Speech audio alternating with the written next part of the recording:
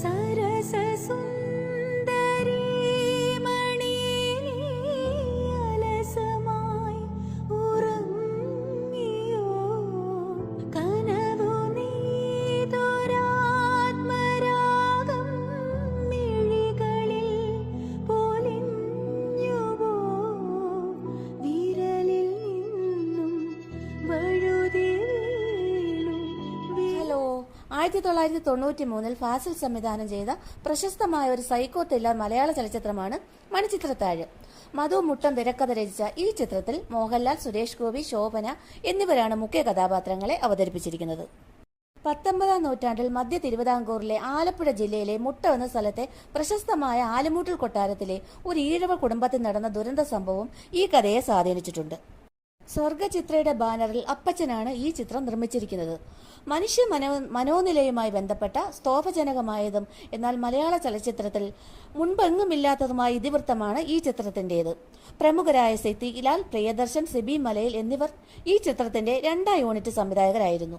1993 ഏറ്റവും നല്ല ജനപ്രിയ ചിത്രത്തിനുള്ള ദേശീയ സംസ്ഥാന പുരസ്കാരങ്ങൾ ഈ ചിത്രം നേടി. ഗംഗ എന്ന കേന്ദ്ര കഥാപാത്രത്തെ അനശ്വരമാക്കിയ ശോഭനയ്ക്ക് ഏറ്റവും നല്ല നടിക്കുള്ള ദേശീയ പുരസ്കാരവും ലഭിക്കുകയുണ്ടായി.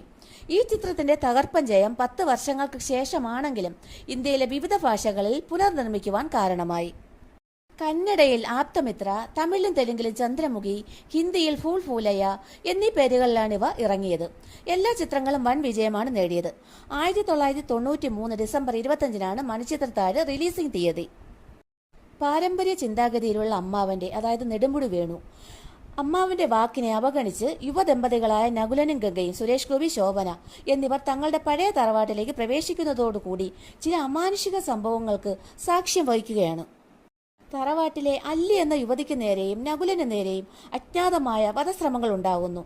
വിവാഹത്തിനു ശേഷം കടുത്ത നൈരാശ്യത്തിന്റെ പിടിയിലായ നകുലന്റെ മുറപ്പെണ്ണ് ശ്രീദേവിയിലേക്കാണ് സംശയത്തിന്റെ മുന നീളുന്നത്.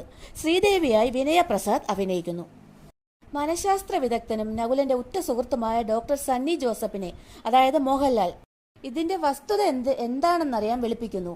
അവരെ വ്യക്തിത്വം, അതായത് മൾട്ടിപ്പിൾ പേഴ്സണാലിറ്റി ഡിസോർഡർ ബാധിച്ച ഗംഗ തന്നെയാണ് ഈ ദുരൂഹതയ്ക്ക് പിന്നിലെന്ന് വൈകാതെ തിരിച്ചറിയുകയാണ് ഇവിടെ. ഗംഗയെ വേട്ടയാടിയിരുന്ന ചില പഴയകാല പ്രശ്നങ്ങളാണ് ഇതിന് കാരണമായത്. നകുലനും ഗംഗയും ഇപ്പോൾ താമസിക്കുന്ന തറവാട് ഒരു കാലത്ത് ശങ്കരൻ തമ്പി എന്ന ക്രൂരനായ ഒരു കാരണവരുടേതായിരുന്നു. തഞ്ചാവൂരിൽ നിന്ന് വന്ന ഭരതനാട്യ നർത്തകിയായ നാഗവല്ലിയെ ഇയാൾ ഇവിടെ പാർപ്പിച്ചു.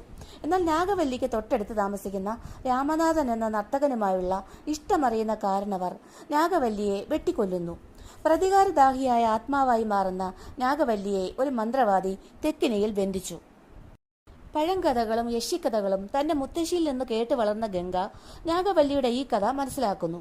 തുടക്കത്തിൽ നാഗവല്ലിയോട് തോന്നുന്ന സഹതാപം, അതായത് സിമ്പതി, പിന്നെ ഒരുതരം തന്മയീഭാവം, അതായത് എമ്പതിയായി മാറുന്നു. ഗംഗ നാഗവല്ലിയുടെ കഥാപാത്രത്തിലേക്ക് രൂപാന്തരം പ്രാപിക്കുമ്പോൾ തന്റെ ഭർത്താവ് നകുലൻ പഴയ ക്രൂരനായ കാരണവരാവുകയാണ് ഗംഗയുടെ മനസ്സിൽ. അയൽക്കാരനായ മഹാദേവൻ രാമനാഥനായി മാറുന്നു. ആക്രമ സംഭവങ്ങളുടെ ഉറവിടം കൃത്യമായി തിരിച്ചറിഞ്ഞ സണ്ണി ക്രൂരനായ തമ്പിയെ കൊല്ലാൻ അനുവദിച്ചാൽ ഗംഗയുടെ ശരീരത്തിൽ നിന്ന് ഒഴിഞ്ഞു പോകണമെന്ന് നാഗവല്ലിയെ ബോധ്യപ്പെടുത്തുന്നു.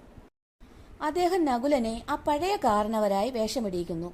നിർണായകമായ ഒരു ഘട്ടത്തിൽ തന്ത്രപൂർവ്വം നകുലന് പകരം കാരണവരുടെ ഒരു പാവയെ മാറ്റിവെച്ച് നാഗവല്ലിക്ക് അവളുടെ സങ്കല്പത്തിലുള്ള ശത്രുവിനെ വധിക്കാൻ അവസരം നൽകുന്നു. താൻ പ്രതികാരം ചെയ്തുവെന്ന് ഗംഗയിലുള്ള നാഗവല്ലിയെ തെറ്റിദ്ധരിപ്പിച്ചുകൊണ്ട് ഗംഗയെ തന്റെ ഈ മാനസിക നിലയിൽ നിന്ന് മോചിപ്പിക്കുന്നതാണ് കഥയുടെ അന്ത്യം. 1993 ദേശീയ ചലച്ചിത്ര പുരസ്കാരം മികച്ച ജനപ്രിയ ചിത്രം മണിച്ചിത്രത്താഴ്, മികച്ച നടി ശോഭന.